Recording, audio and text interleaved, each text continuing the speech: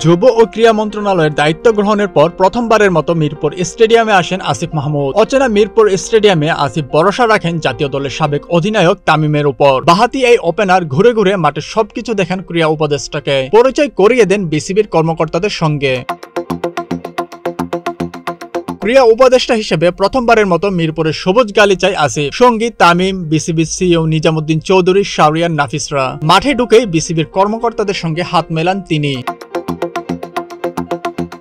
হাতের ইশারায় তামিম দেখিয়ে দিচ্ছিলেন মাঠের কোন দিকে কি আছে। সাবেক অধিনায়কের কথাও বেশ মনোযোগ দিয়ে শুনছিলেন আসিফ। যুব ক্রিকেটারদের জন্য দিনটি স্মরণীয়। অনুশীলনের ফাঁকে দেখা পেয়ে যায় ক্রীড়া উপদেষ্টার, তাদের সঙ্গেও বেশ হাসিমুখে কথা বলেন তিনি। এক্ষেত্রে আসিফকে সহায়তা করেন তামিম। হাসি মুখে তামিম কিছু একটা বলছিলেন নতুন ক্রীড়া উপদেষ্টাকে। তামিমের কথায় হাসি আটকিয়ে রাখতে পারেননি তিনিও। হয়তো মাঠের কোনো মজার অভিজ্ঞতা কিংবা ঘটনা আসিফের সঙ্গে বলছিলেন তামিম। অন্তর্বর্তী সরকারের ক্রীড়া উপদেষ্টা যখন মাঠে, তখন অনুশীলনে ব্যস্ত নারী ক্রিকেটাররা, তাদের সঙ্গেও দেখা করেন তিনি। খোঁজ খবর নেন অনুশীলনের। সামনে নারী টি-20 বিশ্বকাপ থাকায় মিরপুরের মাঠে প্রতিদিনই অনুশীলনে ব্যস্ত সময় পার করেন জ্যোতি নাহিদারা।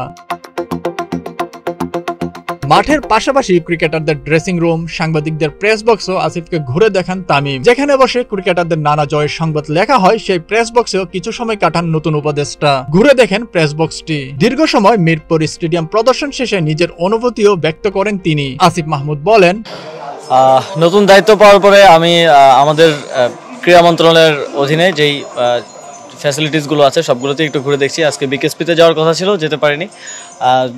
ক্রীড়া পরিদপ্তর সহ এখানে বিসিবিতে আসা হয়েছে। অবকাঠামোগত যেই অবস্থা আছে সেটা দেখতে চেয়েছিলাম, সেটা দেখলাম ঘুরে ঘুরে সব জায়গায়। এবং নারী ক্রিকেট দলের সাথে দেখা হলো।